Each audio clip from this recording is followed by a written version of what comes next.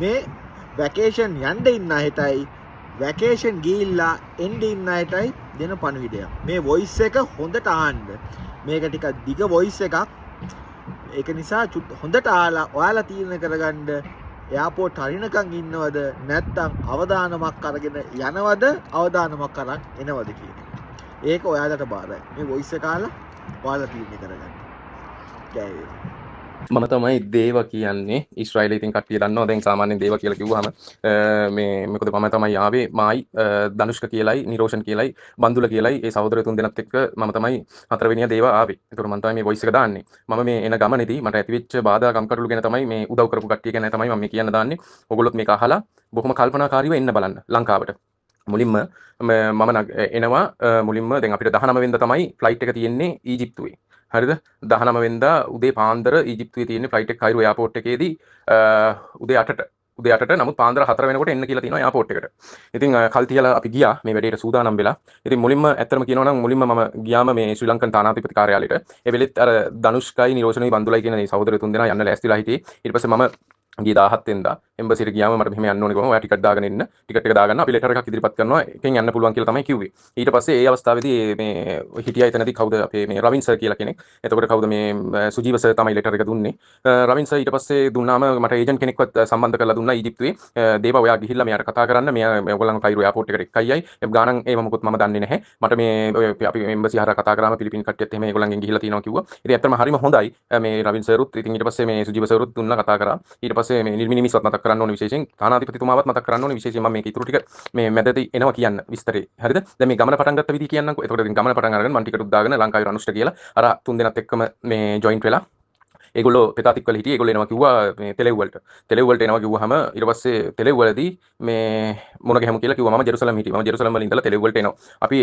එන්නේ 17 වෙනිදා 17 නෙමෙයි 18 වෙනිදා එන්නේ 18 වෙනිදා ඇවිල්ලා අපි කොහොම හරි හවස බස් එක ගන්නවා එලාත් වලට ෂෙකල් 80ක් වගේ යන්නේ එලාත් වලට යන්න ඊට පස්සේ බස් කාඩ් එකෙන් පුළුවන් ටිකට් බුකින් මුකුත් දාගන්න ඕනේ නැහැ ඊට පස්සේ එලාත් වලට ගිහිල්ලා මේ තෙලෙව් වල ඉඳලා එලාත් වලට ගිහිල්ලා එලාත් වල ඉතින් පැය 8ක් විතර ගමනක් තිබ්බා එලාත් වලට යන්න ඊට පස්සේ මේ එලාත් වලට ගිහිල්ලා ඉවරලා එලාත් වලින් තබා බෝඩර් එක එලාත් බස් ස්ටෑන්ඩ් එකෙන් බැහැලා තබා බෝඩර් එකට ටැක්සි එකක් ගත්තා අපි හතර දෙනාම තබා බෝඩර් එකට ටැක්සි එකට ෂෙකල් 80ක් ගත්තා අපේ ඊට පස්සේ තබා බෝඩර් එක ගාවට ගියා තබා බෝඩර් එක ගාවට ගිහිල්ලා තබා බෝඩර් එකේ රෑ නිදාගත්තා 19 වෙනිදා මේ නෑ 17 වෙනිදා අපි ගියේ මට වැරදුනා 17 වෙනිදා ගිහලා 18 වෙනිදා අපි උදේ තබා බෝඩර් එක ගාව හරිද මම එම්බරිසියට කලින් දවස් දෙකකට කලින් ගියේ එතකොට හරි මට මේ මතකෙන් කියන්නේ මේ සියලුම දේවල් සත්‍ය දේවල් ඔය දින පොඩ්ඩක් එහෙට මෙහෙට වෙයි මම විස්තරේ පැහැදිලි කරන්නම් එතකොට මම තබා බෝඩර් එක අපි හතර දෙනාම ගිහිල්ලා රෑ හිටියා එතන බංකු තිබ්බා ඒ බංකු වල නිදි මරාගෙන ඇහැරගෙන පොඩ්ඩක් ඔය ඉඳගෙන හාන්සි වෙලා එහෙම ඉඳලා ඊට පස්සේ කෙලින්ම අපි උදේ පාන්දර මම කෝල් කරා රෑ ආපුවම අර ඒජන්ට් මොහම්මද් කියන කෙනාට ඊජිප්තුවේ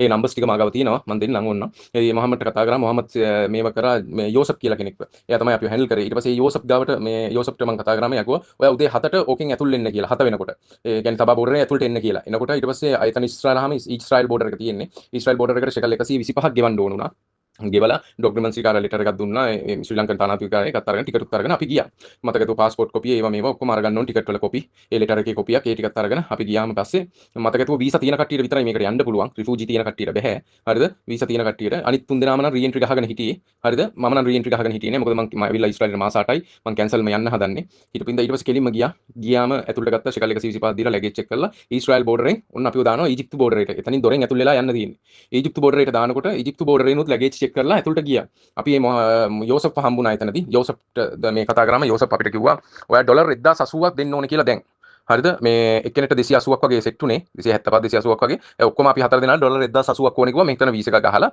මේ ඔයගලන්ගේ ડોකියුමන්ට්ස් බලලා අපිව ටැක්සි එකේ කෙලින්ම මේ එකයි යන්න වාහනේ එකයි යන්න කොයිද ඊජිප්තුවේ කයිරෝ එයාපෝට් එකට ඊට පස්සේ අපි උදේ 7යි කාලේ වෙනකොට එතනින් මේ හිටියා ඊජිප්තුවේ ඉඳගෙන දැන් මේ බෝඩර් එක ඇතුලේ ඉඳගෙන ඉන්නකොට එකපාරටම අපිට යන්න බෑ මෙහෙමයි අපේ වීසා නැහැ ඒ දීපු ලෙටර් එක බලංගු නැහැ කිව්වා ඊට පස්සේ මම ටක් ගාලා තානාධිපති කාර්යාලයට කතා කරලා මේ කවුද අපේ මේ සුජීව සර්ටයි රවින් සර්ටයි කතා කරා සුජීව සර්ටයි රවින් සර්ටයි කතා කරලා ඊට පස්සේ මම නිල් මිනිස්ටර් ගත්තා නිල් මිනිස් ඒ වෙලේ කාර්ය බහුල ඇති ඊට පස්සේ ගත්තාම සුජීව සර් කිව්වා හරි ප්‍රසාද ඔහොම ඉන්න දේවා මේ දැන් කතා කරන්නම් මේ දේවා පොඩ්ඩක් ඉන්න රවින් සර්ට මේ කතා කරලා ඊට පස්සේ රවින් සර්ටත් මම විස්තර කිව්වා හරි ඉන්න කියලා ඊට පස්සේ කවුද මේ අපේ මේ නිරෝෂන් මල්ලිකී මේ කන්ටැක්ට් එකක් තිබ්බා. ඒගොල්ලෝ කතා බහ කරලා ඒකේ ඊජිප්තුවේ තානාධිපති කාර්යාලයේ වැඩ කරන මිස් කෙනෙක්. ඒ මිස්ටත් කතා කරලා ඒ නිරෝෂන් මල්ලි දැන් මේ මගෙත් එක්ක යන මල්ලිලා තුන් දෙනාක් මේ නිරෝෂන් මල්ලි. ඊට පස්සේ එයා කන්ටැක්ට් කරලා ඉවර වෙලා මිස්ටර් තාලා හරි මිස් කන්ටැක්ට් වුණා ශ්‍රී ලංකන් තානාධිපති කාර්යාලයත් එක්ක. එතකොට ඒ සුජීව සර්වි රවින් සර්වි කතා කරා ඒ තානාධිපති කාර්යාලයේ ඊජිප්තුවේ තානාධිපති කාර්යාලයේ ඉන්න මිසුයි අපේ ශ්‍රී ලංකා තානාධිපති කාර්යාලය. අපි හිටියා හවස 3 වෙනකම්ම. 3 වෙනකම්ම හිටියා එතන කිසිම අපිව ගණන් ගත්තේවත් නැහැ. ඇත්තම කියන්න එපයි. අපිට කිසිම අපිට මේ කැලසයක් නැහැ. අර මොහම්මද් විතරයි අර ඊජිප්තුවේ ඉන්න මිනිස්සු පුළුවන් තරම් අපෙන් සල්ලි ගන්න තමයි බලන්නේ. ඉතින් ඒකින්ද මේක හෙන රිස්ක් එකක් ඇති ගමනක් මේ ගමන. ඊට පස්සේ ඉතින් එතන හිටියා ඉවසගෙන ඊට පස්සේ අන්තිමටම වැඩේ වෙන්නේ නැහැ කියලා මේ හවස 3ට අපිව ඊජිප්තු බෝඩර් එකෙන් ආයි එළියට දානවා. මේ එළියට දානවා ඊශ්‍රායල් බෝඩරේට යන්න කියලා. ඊට පස්සේ දැන් මම එතකොට කවුද අපේ සුජීව සර්ටත් ගත්තා, රවින් සර්ට ගත්තා, නිල්මිනි මිස්ටත් ගත්තා ඒ අවස්ථාවේ. ඊට පස්සේ දැන් කොහොම හරි මෙතන ඉන්නවා තව නම් දෙකක් සඳහන් කරන්න තියෙනවා. ඊට පස්සේ මේ එළියට දැම්මායින් පස්සේ මම ඊට පස්සේ එතනදී මම ඇඬුණා මට ඇත්තටම. දැන් ඊශ්‍රායල් බෝඩර් එකෙන් ඇතුළට යන්න බෑ. දැන් මට දැන් ඊජිප්තු බෝඩරෙන් දැම්මාම එළියට ඊශ්‍රායලයේ බෝඩර් එකෙන් චෙක් කරලා ඉවර වෙලා ලැගේජ් අරගෙන ආයි අපිව මේ අර ඊශ්‍රායල් බෝඩර් එකෙන් එළියට තමයි යන්න ඕනේ. එතනදී මම නවතින්න කිව්වා. නවතිලා පොඩ්ඩක් ඉන්න කිව්වා ඊජිප්තු බෝඩර් එකේ නවතින්න කිව්වා. ඊජිප්තු බෝඩර් එක ඇතුළේ තියාගන්න නැහැ අපිව. ඒ මිනිස්සු බලෙන්ම ගෙනල්ලා දානවා මේ ඊශ්‍රායල් බෝඩර් එකට. දාලා ඊශ්‍රායල් බෝඩරේ ලැගේජ් චෙක් කරලා එළියට ආවා. එළියට ඇවිල්ලා මම නතර වුණා. ඊට පස්සේ කිව්වා කවුද අර ඊජිප්තුවේ මිස් කිව්වා තානාධිපති කාර්යාලයේ මිස් ඒ නිරෝෂන් මල්ලිට ඕගොල්ලෝ ඇවිල්ලා තියෙනවා වැඩි යන්න එපා මිස් අපිට යන්න දෙන්නේ නැහැ. මේ ඉන්න දෙන්නේ නැහැ. අපිට යන්න අපිවම ගිහිල්ලා දැම්ම ආයි බෝඩර් එකට ගිහලා. එතන බෝඩර් එකේ ඉඳගෙන ඉන්නවනේ මම ගත්ත කෝල් නිල් මේ කට්ටියට කතා කරලා දැන් නිරෝෂන් සර්ට පොඩ්ඩක් ඉන්න අපි මේ ප්‍රශ්නේ ඉස්සරහ ඕගොල්ලෝ යවනවමයි කියලා කිව්වා. ඉතින් ඇත්තටම ඒගොල්ලෝ ලොකු කාර්යයක් දරුවා ඒ අවස්ථාවේදී. ඊට පස්සේ මම ගත්ත කවුද දැන් මට වෙලා තියෙන ප්‍රශ්නේ මම රීඑන්ට්‍රි ගහලා නැහැ. මම රීඑන්ට්‍රි ගහලා නැහැ. මොකද මම යන්න ගියේ කැන්සල්. දැන් මට ඊජිප්තු බෝඩරේ ඇතුළට යන්නත් තියන්නේ නැහැ. ඊශ්‍රායල් බෝඩරේ ඇතුළට එන්නත් තියන්නේ නැහැ රීඑන්ට්‍රි එක නැතුව. ඊට පස්සේ මම දැන් එතන ඇඬුවා. ඇත්තටම මම ඊට පස්සේ අරගෙන ගිහුවා මට මරාගෙන මැරෙන්න හිතනවා මෙච්චර ආසරණ වෙලා තියෙන්නේ මේ ඊජිප්තු කාර්යෝ මේ විදිහට අපිට සැලකුවේ කියලා සුජීව සර්ට රවින් සර්ට කිව්වා. ඊට පස්සේ මම නිල්මිනි මිස්ටර් කතා කරා ෆෝන් එක වැඩ කරේ නැහැ. ඒ වෙලේ මිස් බිසි ඇති. මේ වැඩක ඉඳලා ඊට පස්සේ මම ගත්තා කවුද සංක මංජුලට සහෝදරයාට ගත්තා. සංක මංජුල සහෝදරයා මම හොඳට දන්නවා. දේවා මම එයා ඊට පස්සේ එයා වැඩ කරන්නේ මේ ඇමති කෙනෙක් ගාමනේ ආවේ. එයා ඊට පස්සේ යාට කතා කරලා ඉවර වෙලා ඒ කොහොම හරි මේ යාගේ එම්ප්ලොයිට කතා කරලා කිව්වා මේ යා කතා කරලා තිබ්බා තානාපති මේ ඊශ්‍රායලයේ මේ දැන් මේ බෝඩර් එකේ ඉමිග්‍රේෂන් එකට. එතන ඉන්න ලොක්කෙට් එයා කිව්වා මේ රීඑන්ට්‍රි නැතුව ගන්න අමාරුයි. පොඩ්ඩක් ඉන්න බලමු කියලා. ඊට පස්සේ දැන් මම දන්නවා මට දැන් අනිවාර්යයෙන්ම යන්න වෙන්නේ මේ ජේල් එක ඇතුළටමයි කියලා. හරිද? ඊට පස්සේ එතනදී වුණ ප්‍රශ්නේ නෝ ජේල් එක ඇතුළට යන්න වෙන්නේ කියලා දැනගත්තා. මම ඊට පස්සේ ගත්තා උෂාන්ට අග්ගාලා කිව්වා හරි දේව කලබල වෙන්න එපා. උෂාන් කියන සහෝදරයාත් ඇත්තටම උෂානුයි සංක මංජුලයි හරිම හොඳයි. හදවතින් මාන්තරේ සහෝදර දෙන්නට පුදුම උදව්වක් කරේ. දැන් අනිත් තුන් දෙනාට ඇතුළට යන්න පුළුවන් වුණා මට ඇතුළට යන්න විදියක් නැහැ. ඊට පස්සේ අපි දැන් ඩොලර් 1080 දුන්නානේ. අර ජෝසප් කියන කෙනාට ඌ ඒ මනුස්සයා කරපු වැඩේ. ඒ මනුස්සයා ඇවිල්ලා මේ අපිට ඩොලර් 80ක් ඒ මනුස්සයා තියාගෙන උදේ හිටියා කියලා. ඊට පස්සේ ආයි ඩොලර් 1000ක් අපිට අතර දුන්නා. දීලා අපි අපිව ගිහලා දැම්මා. ඊට පස්සේ ආයිත් ඒ බෝඩර් එක ගාවට මේ මොනවාද ඊශ්‍රායල් බෝඩර් එකට. ඊට පස්සේ මම එතන ඉඳලා අඬ දෙවියන් වහන්සේට මම යාඥා කරා God please help me කියලා. ඊට පස්සේ කොහොම හරි උෂාන් කතා කරලා නිල්මිනි මිස් මට ගත්තා. දේව මොකද දැන් ප්‍රශ්නේ? මම මිස්ටර් කිව්වා මිස් මෙහෙමයි දැන් අපිට මේ දේ වුණා කියලා. ඊට පස්සේ නිල්මිනි මිස් ගිහලා ටග්ගාලා නිමල් බණ්ඩාර සර්ට කතා කරලා නිමල් බණ්ඩාර සර් ඊට පස්සේ ටග්ගාලා වහම ක්‍රියාත්මක වෙලා ආයිමත් ගත්තා. මම හිතන්නේ තානාධිපති කාර්යාලයට ඊජිප්තුවේ. ඒ තානාධිපතිත් එක්ක කතා කරලා දැන් අනිත් තුන් දෙනාට ආයි ඊශ්‍රායලට එන්න පුළුවන් වුණාට මට එන්න විදියක් නැහැ. ඉතින් ඊට පස්සේ ඇත්තටම කියන්න සතුටුයි. තානාධිපතිතුමා බොහොම ඩබල් සැලුට් කරන්න ඕනේ. මේ අවස්ථාවේදී යා ගත්ත ඇක්ෂන් එක ඇත්තටම පුදුමාකාර මට හිතට හදවතට ලොකු සහනයක් දැනුණා. කොහොම හරි ඊට පස්සේ අර ඊශ්‍රායලයේ ඉඳලා අර මිස් කෙනෙක් ඉන්නවනේ මිස් මට නම දන්නේ දනුෂ්ක මල්ලි දන්නවා මිස් මේ නිරෝෂන් මල්ලි දන්නවා මිස් කියන නම. මට මේ වෙලාවේ සඳහන් කරන්නේ මිස් කියන නම මතක නැහැ. ඒ මිස් ගොඩක් හොඳයි. ඒ මිස් තානාධිපති කාර්යාලයේ ඉඳලා හැමතිස්සෙම කතා කරලා දැන් මොකද වෙන්නේ දැන් හරිද? ඊට පස්සේ හින් ඩොකියුමන්ට්ස් වල කොහොම හරි අපිට වීසා එක ගන්න ආයිත් කිව්වා යන්න කියලා මේ ඊජිප්තු බෝඩර් එකට. ගාව දැන් ඊශ්‍රායල් බෝඩර් එකේ මැද්දේ ඉන්නේ අපි. දැන් එළියට ගියේ නැහැ නේ. ඊට පස්සේ ඊජිප්තු බෝඩර් එකට යන්න විදියක් නැහැ. මේ ඊශ්‍රායල් බෝඩර් එක ඇතුලෙන් ආයි යන්න දෙන්නේ නැහැ. ඊට පස්සේ මම මේ සිකියුරිටි ලොක්කර් මේ ගිහිල්ලා එතන සිකියුරිටි ලොක්කර් කතා කරන්න කිව්වා. ඒක ලේඩි කෙනෙක් මට සැරෙන් කතා කරා ඊශ්‍රායලයේ. යන්න එළියට යන්න ඕගොල්ලෝ කොහොමද ආයි මේක ඇතුලට එන්නේ කියලා යන්න කියලා එළවල දැම්මා. ඊට පස්සේ මම අඬලා මම මේ සර්ට කතා කරලා මම කිව්වා sir can you please help me sir because of Egypt border එක කියන්නේ Egypt border එකෙන් අපි අරගෙන ඉවර වෙලා ඇතුලට ඊට පස්සේ මේ මම අර ඉංග්‍රීසි එකෙන් කතා කරේ. මම සිංහලෙන් කියන්නේ Egypt border එකේ අපි එළියට දැම්මා. මෙහෙම දෙයක් වුණේ සර් කියලා ඒ සර්ට ඉස්සරහ පැදලා ඒ සර් ප්‍රයිවට් සිකියුරිටි කෙනෙක් එන්න කියලා. ආයි අපිව ඒ Egypt ශ්‍රී ලංකන් border එක හරහා පිටිපස්සේ දොරකින් ආයි එක්කගෙන ගිහිල්ලා ඒ අනිත් අයට ඉන්ෆෝම් කරලා මේගොල්ලන්ව දාන්න කියලා ආයි Egypt border එක ගාවට දැම්මා. දාලා ආයි චෙකින් වෙලා අපි Egypt border එක ඇතුලට ගියා. ඊට පස්සේ එතන පොලිස් ලොක්කෙක් හිටියේ. ඒ ලොක්කා තමයි වැඩේ කරලා දුන්නේ නැත්තේ. ඉතින් ඊට පස්සේ හරි දරුණු විදිහට අපිට ඉතින් ඒ කියන්නේ ගණන් ගන්නවත් නැහැ. අපිව කිසිම නිකන් බල්ලෝ ගානට Egypt border එකේ ඉන්න කට්ටිය අපිට ඒ කියන්නේ සලකන්නේ. වචනයක් කතා කරන්නේ නැත් නේ. ඒ අර යෝසප් කියන කෙනාට ඒ Egypt පොලිසිය එක්ක ලොක්කා බැලලා එළෙව්වා. ඊට මේ යෝසප්ට අපි ඩීල් කරන ඊට පස්සේ යෝසප් කිව්වා හරි දැන් ඔයගොල්ලෝ වීසා එක ඇවිල්ලා තියෙන්නේ. ඔයගොල්ලන්ට යන්න පුළුවන්. කිසි ප්‍රශ්නයක් නැහැ. මෙහෙමයි කියලා. ඊට පස්සේ වීසා එක අරගෙන ආයි අපි ඩොලර් එක ආයිල්ලුවා. දැන් අර ටික ඉවරයිනේ ඩොලර් 1000ක් නේ අපිට රිටර්න් කරේ. ඒ ඩොලර් 1000ත් එක්ක එයා ඉල්ලුවා. ආයිමත් අපෙන් මේ ටැක්සි එක කලින් යවුවා. නැවත ඔයා දැන් අපිට දීපු ඩොලර් 1000ක් දීලා තව ඩොලර් 120කුත් ඕනේ කිව්වා. මේ ඇත්ත සත්‍ය කතාව. ඩොලර් 120 ආයි අපි කල්ලි කට්ටිය අර ඩොලර් 1000ට හතර දෙනා සල්ලි දාලා ආයි ඩොලර් ගානක් දාලා 120 හදලා දුන්නා. එක්කෙනෙක් 30 ගානේ දාලා ඩොලර් 30 ගානේ. ඊට පස්සේ දීලා ඉවර වෙලා එතනින් පස්සේ මේ එක්කගෙන ගියා මේ ටැක්සි එකට. දැන් බෝඩරෙන් එළියට ආවා. ටැක්සි එක්කගෙන යනකොට පුදුම විදියට දැන් ටැක්සි අපි 4 මාට නැග්ගේ. හරිද? මේ ටැක්සි එක නැග්ගේ. හවස 4 මාට හරියට මම වෙලාවල් මාක් කරගත්තා. බෝඩරෙන් එළියට ඇවිල්ලා. නැගලා ඉවර වෙලා ටැක්සි මේ වෑන් එකක් සෙරුත් වෑන් එකක්. ඊට පස්සේ ඒ මනුස්සයත් හොඳයි. හොඳට කතා කරා. එහෙම තමයි ඒගොල්ලන්ගේ අර මුලින්ම කතා බහ. ටක් ගාලා දාගෙන ලැගේජ් එක දාන ඔන්න දැන් ගමන ආරම්භ කරා.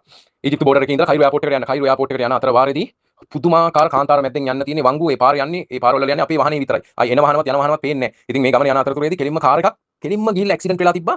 මේ වැදිලා තව වාහනයක නෙමෙයි කණුවක වැදිලා තිබ්බේ කොහොම හරි. එම ඩ්‍රයිවර්ට නිින්ද ගිහලා මොකක් හරි වෙලා කොහොමද ඇක්සිඩන්ට් වෙලා ඒ බොඩිස් තුනක් එතරම්මයි.